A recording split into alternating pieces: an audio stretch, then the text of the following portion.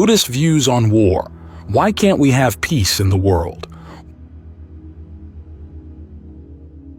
War and peace are the epic saga of humanity. They are all that our history books contain because they are what our hearts contain. If you have ever read Don Quixote, you'll remember that he was fighting windmills. Everybody is doing just that, fighting windmills. Don Quixote was the figment of a writer's imagination, a man who believed himself to be a great warrior. He thought that every windmill he met was an enemy and started battling with it. That's exactly what we are doing within our own hearts, and that's why this story has such an everlasting appeal. It tells us about ourselves. Writers and poets who have survived their own lifetimes have always told human beings about themselves. Mostly people don't listen, because it doesn't help when somebody else tells us what's wrong with us, and few care to hear it. One has to find out for oneself, and most people don't want to do that either. What does it really mean to fight windmills? It means fighting nothing important or real, just imaginary enemies and battles. All quite trifling matters, which we build into something solid and formidable in our minds. We say, I can't stand that, so we start fighting, and I don't like him, and a battle ensues, and I feel so unhappy, and the inner war is raging. We hardly ever know what we're so unhappy about. The weather, the food, the people, the work, the leisure, the country, anything at all will usually do. Why does this happen to us? Because of the resistance to actually letting go and becoming what we really are, namely nothing. Nobody cares to be that. Everybody wants to be something or somebody, even if it's only Don Quixote fighting windmills. Somebody who knows and acts and will become something else. Someone who has certain attributes, views, opinions, and ideas. Even patently wrong views are held onto tightly because it makes the me more solid. It seems negative and depressing to be nobody and have nothing. We have to find out for ourselves that it is the most exhilarating and liberating feeling we can ever have. But because we fear that windmills might attach, we don't want to let go.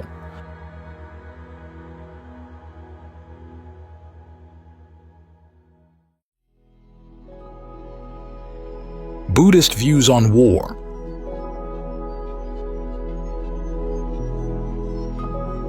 Why can't we have peace in the world? Because nobody wants to disarm. Not a single country is ready to sign a disarmament pact, which all of us bemoan. But have we ever looked to see whether we, ourselves, have actually disarmed? When we haven't done so, why wonder that nobody else is ready for it either? Nobody wants to be the first one without weapons. Others might win. Does it really matter? If there is nobody there, who can be conquered? How can there be a victory over nobody? Let those who fight win every war. All that matters is to have peace in one's own heart. As long as we are resisting and rejecting and continue to find all sorts of rational excuses to keep on doing that, there has to be warfare. War manifests externally in violence, aggression, and killing. But how does it reveal itself internally? We have an arsenal within us, not of guns and atomic bombs, but having the same effect.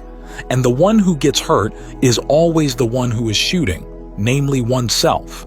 Sometimes another person comes within firing range, and if he or she isn't careful enough, he or she is wounded. That's a regrettable accident. The main blasts are the bombs which go off in one's own heart. Where they are detonated, that's the disaster area. The arsenal which we carry around within ourselves consists of our ill will and anger, our desires and cravings. The only criterion is that we don't feel peaceful inside. We need not believe in anything. We can just find out whether there is peace and joy in our heart. If they are lacking, most people try to find them outside of themselves. That's how all wars start. It is always the other country's fault, and if one can't find anyone to blame, then one needs more Lebensraum, more room for expansion, more territorial sovereignty. In personal terms, one needs more entertainment, more pleasure, more comfort, more distractions for the mind. If one can't find anyone else to blame for one's lack of peace, then one believes it to be an unfulfilled need. Who is that person? Who needs more? A figment of our own imagination, fighting windmills. That more is never ending. One can go from country to country, from person to person.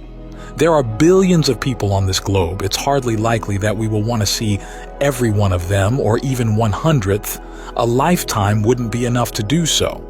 We may choose 20 or 30 people and then go from one to the next and back again, moving from one activity to another, from one idea to another. We are fighting against our own dukkha and don't want to admit that the windmills in our heart are self-generated. We believe somebody put them up against us, and by moving, we can escape from them. Few people come to the final conclusion that these windmills are imaginary, that one can remove them by not endowing them with strength and importance, that we can open our hearts without fear and gently, gradually let go of our preconceived notions and opinions, views and ideas, suppressions and conditioned responses. When all that is removed, what does one have left? A large open space which one can fill with whatever one likes. If one has good sense, one will fill it with love, compassion, and equanimity. Then there is nothing left to fight. Only joy and peacefulness remain, which cannot be found outside of oneself. It is quite impossible to take anything from outside and put it into oneself. There is no opening in us through which peace can enter. We have to start within and work outward. Unless that becomes clear to us, we will always find another crusade. Imagine what it was like in the days of the Crusades. There were those noble knights who spent all their wealth on equipping themselves with the most modern and advanced weapons, outfitting horses and followers, and then setting off to bring religion to the infidels. They died on the way because of hardships and battles, and those who reached the end of the journey, the Holy Land, still did not get any results, only more warfare. When we look at this today, it seems utterly foolish to the extent of being ridiculous. Yet we do the same in our own lives. If, for instance, we wrote something in our diary that upset us 3 or 4 years ago and were to read it now, it would seem quite absurd. We wouldn't be able to remember for what reason it could possibly have been important. We are constantly engaged in such foolishness with minor and unimportant trifles, and spend our energies trying to work them out to our ego satisfaction. Wouldn't it be much better to forget such mental formations and attend to what's really important? There is only one thing that's important to every being, and that is a peaceful and happy heart. It cannot be bought, nor is it given away. Nobody can hand it to someone else, and it cannot be found. Ramana Maharshi, a sage in southern India, said, "Peace and happiness are not our birthright. Whoever has attained them has done so by continual effort." Some people have an idea that peace and happiness are synonymous with doing nothing, having no duties or responsibilities, being looked after by others. That's rather a result of laziness. To gain peace and happiness, one has to make unrelenting effort in one's own heart. One can't achieve it through proliferation by trying to get more, only by wanting less, becoming emptier and emptier until there is just open space to be filled with peace and happiness. As long as our hearts are full of likes and dislikes, how can peace and happiness find any room? One can find peace within oneself in any situation, any place, any circumstance, but only through effort, not through distraction. The world offers distractions and sense contacts, and they are often quite tempting. The more action there is, the more distracted the mind can be, and the less one has to look at one's own dukkha. When one has the time and opportunity to introspect, one finds one's inner reality different from what one imagined. Many people quickly look away again. They don't want to know about that. It's nobody's fault that there is dukkha. The only cure is letting go. It's really quite simple, but few people believe this to the point of trying it out. There is a well-known simile about a monkey trap.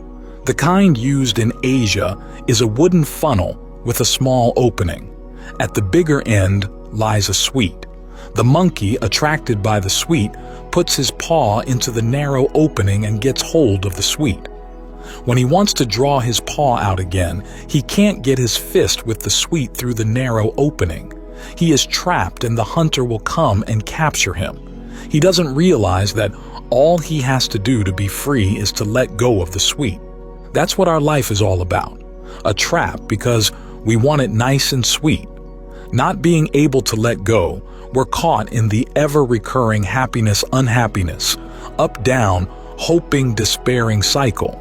Instead of trying it out for ourselves, whether we could let go and be free, we resist and reject such a notion.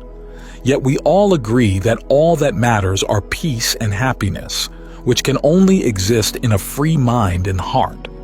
There is a lovely story from Nasruddin, a Sufi master who was gifted in telling absurd tales. One day, the story goes, he sent one of his disciples to the market and asked him to buy him a bag of chilies. The disciple did as requested and brought the bag to Nasruddin, who began to eat the chilies, one after another. Soon his face turned red, his nose started running, his eyes began to water, and he was choking.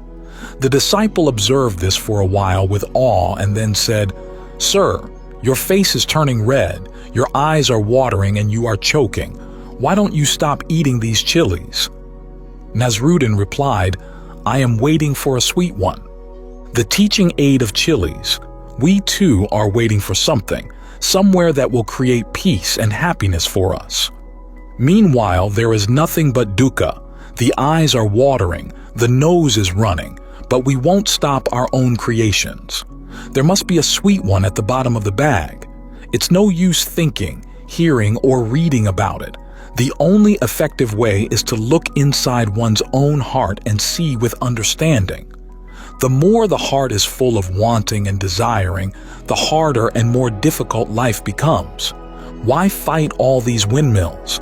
They are self-built and can also be self-removed. It's a very rewarding experience to check what's cluttering up one's own heart and mind. As one finds emotion after emotion, not to create allowances and justifications for them, but to realize that they constitute the world's battlegrounds and start dismantling the weapons so that disarmament becomes a reality.